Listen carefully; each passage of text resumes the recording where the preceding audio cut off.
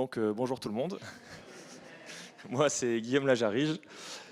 Ça fait maintenant 8 ans que je suis chez Combodo, comme vous le savez, je suis sûr, au sein de l'équipe R&D, notamment en tant que technical lead, enfin lead développeur, pardon, sur l'écosystème eTop. Donc ça recouvre essentiellement les 3 produits packagés autour d'eTop, eTop Community, eTop Essential et eTop Professional.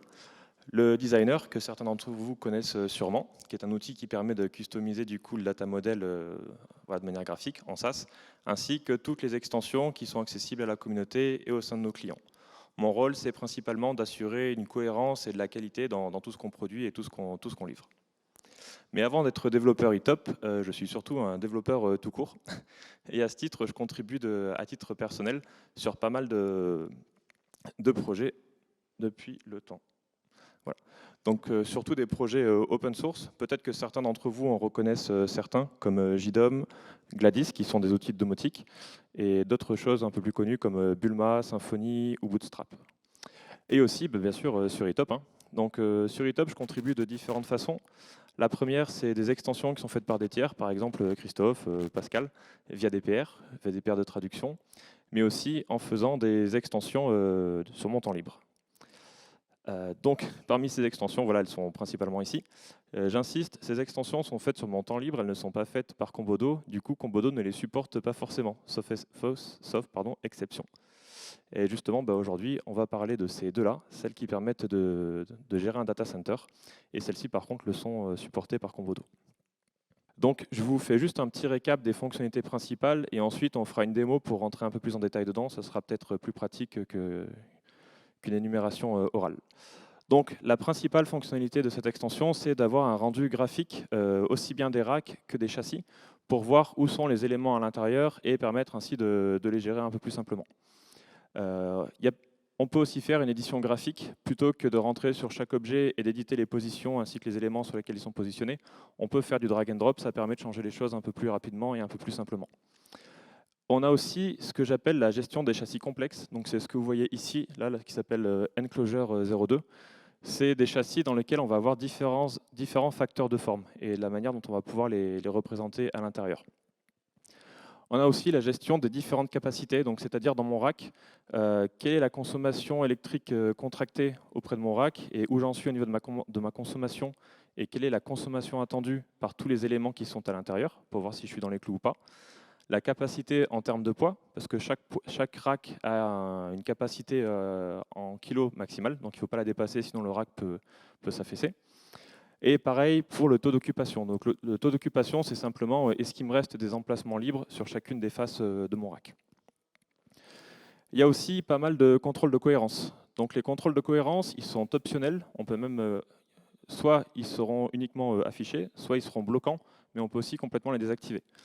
Les contrôles de cohérence, en fait, c'est si vous placez un élément qui chevauche un autre ou qui est en dehors des limites du rack ou ce genre de choses, voilà, ça vous préviendra et ça permet de garder un data center qui est plutôt cohérent au niveau des données. Et enfin, on rajoute pas mal de règles d'audit pour que vous puissiez faire des exports et voir si certains éléments obsolètes ne sont pas censés être dans des racks de production, ce genre de choses. Et à quels usages s'adresse cette extension ? La première, je pense que c'est une documentation plus précise des centres de données, parce qu'on ajoute pas mal d'attributs sur les différentes classes qui permettent de dire, aujourd'hui, nativement dans eTop, vous pouvez dire mon serveur est dans tel rack, mais par contre, vous ne savez pas à quelle position, que ce soit verticale, horizontale, ni sur quelle face du rack. Donc voilà, c'est tout un tas d'attributs qu'on va rajouter pour que la documentation soit plus précise. Il y a aussi la surveillance des capacités, donc les 3 capacités dont je parlais juste avant, à savoir en termes de poids, d'électricité ou d'occupation. On a la vérification de l'intégrité des éléments placés, ça c'est toujours intéressant. Une mise à jour plus simple des changements, parce que si jamais quelqu'un va faire une intervention sur un rack, il n'aura pas à cliquer sur un objet, à l'éditer, à changer les valeurs en s'assurant d'avoir mis la bonne chose et à valider. Il aura simplement à le glisser, déposer, ça sera plus simple. Et enfin, eTop c'est bien, mais c'est essentiellement beaucoup de listes avec beaucoup de texte de partout. Donc une image, des fois, c'est quand même plus simple à comprendre et ça synthétise pas mal de choses. Ce que je vous propose, c'est qu'on passe à la démo. Ça sera le plus simple. Ok, donc là on est sur un rack. Vous voyez sûrement qu'il y a pas mal de champs qui ont été rajoutés, mais on y reviendra juste après. Donc, sur tous les objets de type rack ou les objets de type châssis, on a un nouvel onglet qui apparaît, qui s'appelle la représentation graphique, sur lequel on aura ce genre de visualisation. Donc, la première chose qui saute aux yeux, c'est qu'on a accès à la fois aux faces avant et à la face arrière du rack, ainsi qu'à tous les éléments qui sont positionnés à l'intérieur. Ici, vous pouvez voir que pour la démo, j'ai mis pas mal de choses. Les éléments qui peuvent être affichés là-dedans, ce sont tous les éléments qui sont présents dans les onglets qui sont juste au-dessus. Donc par défaut, on a les châssis, les enclosures en anglais. On a les matériels, ce sont les data center devices. On a des emplacements réservés, ça ce sont des éléments qui sont amenés par l'extension. J'entrerai en détail un petit peu après. Là, on voit qu'on a des panneaux de brassage. Ça, c'est ramené par l'extension de Christophe, l'extension Cable Management. Et c'est tout. Alors du coup, là, si on regarde la vue, on voit que ces éléments-là, le NAS1 qui est ici par exemple, il prend deux emplacements sur la face avant. Du coup, sur la face arrière, ce qu'on fait, c'est qu'ici, avec des hachures, on va symboliser que, du coup, si jamais on voulait mettre un élément qui prend toute la profondeur sur la face arrière, on serait gêné sur la face avant parce qu'il y a déjà un élément. C'est une indication visuelle qui vous permet de savoir sur la face opposée est-ce qu'il y a des choses ou pas. Ici, on a la légende. Donc la légende, c'est simplement un récapitulatif des différents types d'objets qui sont présents dans votre rack. L'avantage principal de cette légende, en fait, est surtout de mettre en évidence certains éléments si vous les cherchez dans votre rack. Dans un rack qui a beaucoup d'éléments, notamment avec des châssis, avec des facteurs de forme comme ça, où il y a énormément d'éléments, si vous cherchez quelque chose, vous pouvez simplement, en survolant le type de classe, voir où sont tous vos switches, tous vos NAS, tous vos PDU, ce genre de choses. Donc ça peut être pratique quand on est en face d'un rack, qu'on est sur sa tablette et qu'on cherche certains éléments, on les survole et on voit directement où ils sont. Si on cherche un élément en particulier, ici, on a la même chose, mais de manière plus précise. C'est-à-dire qu'en tapant le nom, le numéro de série ou le numéro d'asset d'un élément, on va l'avoir en surbrillance directement. Là, par exemple, si je cherche mon serveur qui s'appelle ABC123, il apparaît directement. Donc ça, c'est pareil, c'est quand on fait une intervention physique, qu'on est sur sa tablette et qu'on cherche un élément, ça permet de savoir exactement où il est. C'est plus facile pour intervenir. Au niveau des options ici, on en a trois.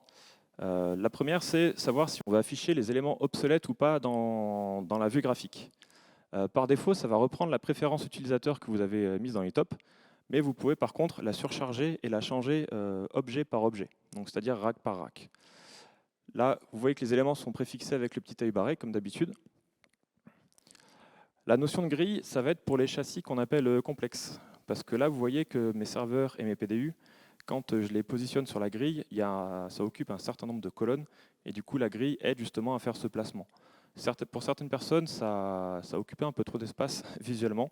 Il fallait le cacher pour alléger le rendu. Donc voilà, ça sert juste à ça. C'est pas grand-chose. Et enfin, le dernier, c'est activer l'édition par drag and drop, par glisser-déposer. Pourquoi est-ce que ce n'est pas actif par défaut? Parce que là, vous allez voir que quand on fait une modification, le changement est sauvegardé immédiatement. Il n'y a pas de confirmation à les faire quelque part. On a pris ce parti pris parce que parfois, les gens en fait, vont faire vraiment beaucoup de modifications sur le rack et on voulait que ce soit plus productif, qu'on puisse changer toutes les choses d'affilée sans avoir à faire des confirmations à chaque fois. Donc là, vous voyez que si je passe en mode édition, maintenant, je peux récupérer n'importe quel truc et le virer de mon rack parce qu'il n'y est plus. Ou au contraire, à la place, je mets un PDU ici, ce genre de choses. Donc voilà. Idéalement, la mise à jour du rack, elle peut être faite comme ça, sans avoir à éditer chaque objet, c'est quand même beaucoup plus pratique. Sur la droite, on a trois panneaux. Donc les deux premiers, en fait, ce sont les éléments qui sont reliés au niveau top à notre rack, c'est-à-dire les châssis ou les matériels pour lesquels le champ rack ID a déjà été renseigné, en fait, mais pour lesquels on n'a pas dit de position. C'est-à-dire on n'a pas renseigné sur quelle face ils étaient positionnés, ni à quel U. Donc ils sont là. Voilà. Ces éléments-là, typiquement, ressortent dans les audits parce que ce sont des éléments qui sont rattachés mais pas positionnés. Donc, potentiellement, c'est qu'on n'a pas encore mis l'information à jour. Le troisième carré, ça, c'est des matériels qu'on appelle 0U. Donc ça nous a été demandé parce que dans un rack, parfois, on a des éléments qui n'ont pas le facteur de forme de U et qui, du coup, sont présents dans le rack mais ne sont pas sur une ligne en particulier. Typiquement, là, dans ce cas précis, c'est ce qu'on appelle les PDU verticaux. Donc, ce sont vous savez, les grandes barrettes de rallonge qu'on met sur les bords du rack. Aujourd'hui, ce n'est pas encore supporté par l'extension. Donc, pour les faire apparaître quand même, on les marque comme étant 0U. Donc, ils sont présents dans le rack, ils n'ont pas de position, c'est normal. Donc, ça ne ressort pas dans les audits. Ça peut être aussi, par exemple, si vous avez une clé USB qui traîne, qui est pluguée quelque part. Pareil, vous voulez la documenter, donc vous la marquez comme étant 0U. La dernière idée qu'on avait, c'était s'il y a, je sais pas, j'imagine que ça se fait pas trop en production, mais si vous avez un Raspberry ou je ne sais quoi sur une étagère dans un rack, et ben pareil, vous pouvez le documenter de cette façon-là. Au niveau des châssis, donc là, c'est ce qu'on appelle, on a deux types d'affichage des châssis. Donc on a l'affichage traditionnel, c'est-à-dire en grille, où on positionne nos éléments et on voit ce qu'il y a dedans. Et là, vous voyez que j'ai un autre châssis pour lequel la vue est obstruée, je ne sais pas ce qu'il y a dedans à part le nombre. Cette vue-là, c'est une vue qu'on appelle abstraite. C'est parce que parfois, on a des châssis dans lesquels on a du matériel, mais le matériel ne peut pas être rangé correctement. On ne sait pas le mettre sur une grille, tout est un peu en bordel à l'intérieur. Du coup, c'est une façon de juste d'identifier ce qu'il y a dedans sans forcément faire un rendu visuel, parce que de toute façon, le rendu visuel n'aurait pas de sens. C'est un petit peu comme là, par exemple, où on a dit que sur les U20, 21 et 22, en fait, on avait fait du cable management. Donc vous voyez que pour rendre ce genre de choses, là, dans ce cas précis, on n'est pas passé par un châssis, on est passé par un emplacement d'équipement divers que je vais vous détailler après. C'est une façon comme une autre de documenter le bazar. Pour ce qui est des châssis complexes, par contre, vous voyez que du coup, il y a une grille qui est définie et qui permet de placer les éléments. Alors, je vous montre juste comment ça marche. On prend un truc, on le glisse. Et là, ensuite, c'est à vous de bosser un peu. Il faut définir du coup où l'élément se situe sur le quadrillage. Donc, typiquement, un PDU, je sais qu'il prend 2 hauteurs et 4 de largeur. Là, ça me demande si c'est correct. Je dis OK, je le mets. Bien sûr, si jamais je me trompe quand je fais mon placement, par exemple, si je fais ça, vous voyez que je peux recommencer, il n'y a pas de souci. Hop, je reprends ma manip et je le remets correctement. Pour définir cette grille, en fait, ça va vraiment dépendre du type de châssis que vous utilisez. Je vais rentrer dans le châssis, ça sera plus parlant. Ok, je vais l'éditer. Voilà. Là, dans la configuration du châssis, en fait, on a deux options. Donc la disposition soit sous forme de grille, soit sous forme abstraite, ce que je vous montrais tout à l'heure. Et on a du coup le nombre de colonnes. Donc le nombre de colonnes, c'est vraiment ce qui va déterminer le nombre d'éléments verticaux que je vais pouvoir mettre. Je ne sais pas si vous avez fait attention, mais dans l'exemple que je vous montrais, les serveurs et les PDU n'avaient pas le même facteur de forme. Du coup, on ne pouvait pas en mettre le même nombre par ligne. Donc pour ça, on a un petit utilitaire ici. Je suis désolé, sur la démo, ça rendra très petit. Mais en gros, c'est soit vous prenez un modèle de châssis qui est connu, qui est très répandu, auquel cas ça va vous calculer le quadrillage pour vous tout seul. Soit vous pouvez, via la calculatrice, dire moi je sais que sur mon châssis, typiquement l'exemple du dessus, sur la première ligne, je peux mettre 8 serveurs, sur la deuxième, je peux en mettre 8 aussi, et par contre, en bas, je peux mettre que 6 PDU. Du coup, je fais ça. Ça me dit qu'il me faut une grille de 24, je fais appliquer et c'est bon. Donc ça va vous permettre, selon vos châssis, très simplement de faire la configuration du nombre de colonnes, et après, vous n'aurez plus qu'à glisser-déposer les éléments dessus. Si je reviens sur le rack, ici, il y a un nouveau type d'éléments du coup qui s'ajoute dans le data center. Ça s'appelle des emplacements réservés. Il y en a deux types. Le premier, c'est ceux qui s'appellent emplacements réservés. Ça, c'est pour dire, dans mon rack, à cet emplacement-là, aujourd'hui, je n'ai rien. Par contre, je sais que demain, j'ai un élément qui va venir s'y glisser. Donc, je veux le réserver parce que je veux surtout que personne ne mette autre chose à l'intérieur. Donc là, typiquement, on l'a marqué que c'était réservé pour une baie de stockage. Alors dans l'overcard qui s'affiche là, on ne le voit pas, mais cet emplacement réservé, on peut le lier à un matériel. Comme ça, on peut déjà identifier le matériel qui viendra s'y placer. Le deuxième type d'emplacement réservé, c'est celui que je vous ai montré tout à l'heure. C'est ce qu'on appelle un emplacement de type divers. Là, c'est vraiment pour que vous identifiez que sur tel et tel U, vous avez quelque chose qui n'est pas facilement documentable, mais vous voulez quand même documenter l'information pour les gens qui viendraient. Donc là, comme je vous montrais, c'était ma magnifique gestion de câbles chez moi. Voilà. Au-delà de ça, qu'est-ce que j'avais à vous montrer? Oui, dans les propriétés. Donc sur le rack, on parlait de capacité tout à l'heure. Donc vous voyez qu'on a rajouté pas mal d'attributs. Les premiers, c'est ici, ce sont les taux d'occupation avant et arrière. Donc ces deux informations, c'est assez simple à comprendre. C'est le nombre de U total sur chaque phase de mon rack. Et ensuite, on regarde le nombre d'éléments qu'on a positionnés. Chose importante, ça ne prend en compte que les éléments qui ne sont pas obsolètes. On a fait ce choix-là au début parce que c'était le mode qui était remonté le plus par la communauté. Même chose, ici, on a ce qui concerne le poids. Donc on voit qu'on a le poids du rack en lui-même, on a le poids total, donc c'est-à-dire le poids du rack plus tout ce qui est dedans, à savoir les châssis, les matériels, les emplacements réservés, les panneaux de brassage. Et enfin, du coup, le poids max autorisé, comme ça, là, on peut avoir une idée de notre capacité. Après, tous ces champs-là, tous ces ratios, on peut faire des triggers dessus, qui du coup, quand ça dépasse un certain seuil, on peut être alerté si jamais il y a un dépassement de capacité. En dessous, c'est très similaire, c'est la puissance max attendue. Ça, vous verrez que c'est renseigné sur chaque type de matériel. Comme ça, on sait parmi tous les éléments positionnés quelle est la capacité en termes électriques attendue. On peut voir ce qu'on a contracté auprès de notre fournisseur. On voit le dernier relevé qu'on a fait. Et comme ça, on peut voir si du coup, déjà en termes de puissance contractée et d'attendu, on est bon. Et ensuite, surtout, on voit par rapport à ce qu'on consomme réellement, où est-ce qu'on se situe. Ici, quand on fait le ratio, c'est bien entendu la puissance relevée par rapport à la puissance contractée. On ne prend pas l'attendu. Je vais passer sur un matériel, comme ça vous allez voir les différentes informations. Bon, c'est rien de sorcier, hein, bien entendu, mais voilà. Sur chaque classe du coup de type Data Center Device, de type châssis, on a rajouté quelques informations. Donc bien sûr, on a donc le châssis, ça c'était déjà présent. On a sur quelle face est-on positionné, est-ce qu'on est en 0 ou pas, les différentes positions hauteur-largeur, et ici on a la notion du coup de poids de l'élément, ainsi que de puissance attendue. Vous verrez que sur chacun des attributs qu'on a rajoutés, il y a tout le temps des tooltips qui ont des descriptions. Bon, celle-là, elle n'est pas très élaborée, mais voilà, on a tout le temps mis des tooltips assez évolués pour que vous sachiez à quoi ça correspond et que ça vous aide dans la documentation. La dernière chose que je peux vous montrer, c'est une fonctionnalité qui est en cours de bêta. C'est-à-dire que là, aujourd'hui, on a regardé le rack, et là, on dézoome un petit peu et on passe au niveau de la salle. Donc dans la salle, c'est un nouveau type de classe, ce n'est pas une location traditionnelle, c'est ce qu'on appelle une data center room. Et là-dedans, vous allez pouvoir dire quelle est la superficie de ma salle. L'unité, peu importe, hein, c'est soit des mètres carrés, soit des square feet, c'est vous qui voyez. Ensuite, quel est le nombre de racks max que je peux mettre dans cette salle. Comme ça, en fonction des éléments liés à la salle, vous verrez ici la capacité. Pareil, pour le poids autorisé, ce sera quel est le poids max par unité, donc par mètre carré, par dalle ou par square feet. Vous aurez ici le poids total de tout ce que vous avez dans votre salle, et du coup, ici la capacité. Le poids max autorisé, ça va simplement être le poids autorisé par unité fois la superficie totale de la salle. Et pareil, pour ce qui est du besoin en refroidissement, on va remonter toutes les consommations attendues des éléments, voir la capacité de la salle en fonction des climatiseurs que vous avez à l'intérieur, et on fera un ratio de la même manière. À terme, ici, on fera aussi une représentation graphique des éléments plutôt vus de haut, forcément, avec une grille sur laquelle vous placerez vos racks, vos châssis, vos clims, etc. Ce n'est pas encore fait, ça sera plutôt à moyen terme.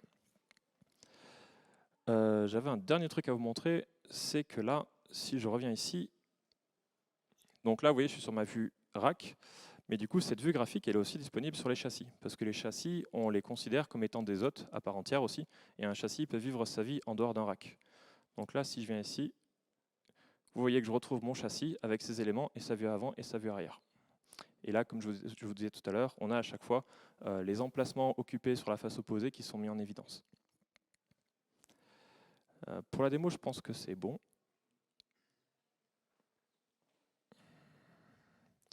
Du coup, sur les évolutions à venir, comme je vous disais, il y a actuellement en bêta la gestion des capacités au niveau des sites, comme je vous ai montré.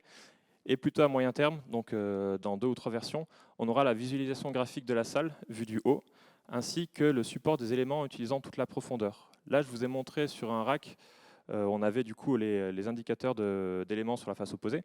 Mais aujourd'hui, on n'est pas capable de positionner un élément qui prendrait à la fois les U sur la face avant et sur la face arrière. Donc voilà, ça c'est quelque chose qui nous a été demandé par plusieurs personnes.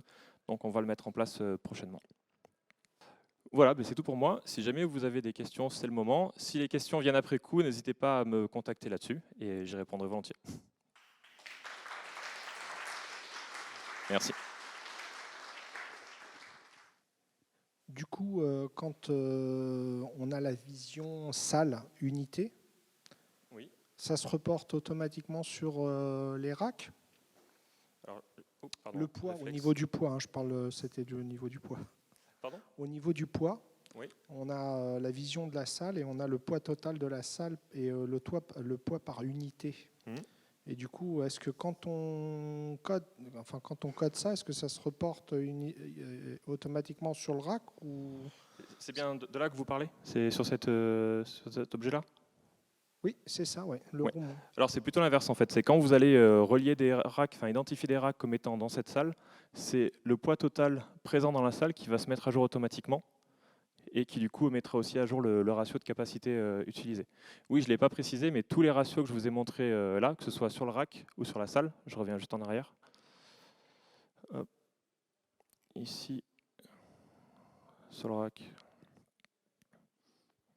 et ici. Là, tous les ratios que vous voyez, que ce soit sur le taux d'occupation, sur la capacité de poids ou la puissance relevée, la puissance max attendue, tous ces éléments-là sont calculés automatiquement à chaque fois que vous déplacez un élément, que vous le mettez à jour ou que vous le supprimez. Est-ce que c'est ça qui répond à votre question? C'était plus par rapport à la capacité d'une salle à accueillir un poids limite. Oui. Parce que du coup, vous le codez où, le poids limite d'une salle? Alors, dans ce qu'on a prévu aujourd'hui, c'est que normalement, on connaît le poids limite par unité, donc par dalle, au sol dans notre salle serveur, pardon. Du coup, c'est ce qu'on met ici. Et après, c'est en fonction de la surface de la salle, on va dire qu'on fait la multiplication des deux pour estimer le poids max autorisé dans l'intégralité de la salle. Mais vous l'utilisez pour le ratio, pour le coup, pour le rack? Non, non, uniquement dans la vision salle. Est-ce que vous auriez une idée d'utilisation côté rack, c'est ça? Ben, l'emplacement au sol. L'emplacement au sol par dalle, en fait, il y a un poids limite par dalle. Ah d'accord, que de descendre aussi plus fin dans la granularité, de dire sur cette dalle-là, je sais que mon rack dépasse le poids et du coup... Voilà, et on ne peut pas déposer plus de composants.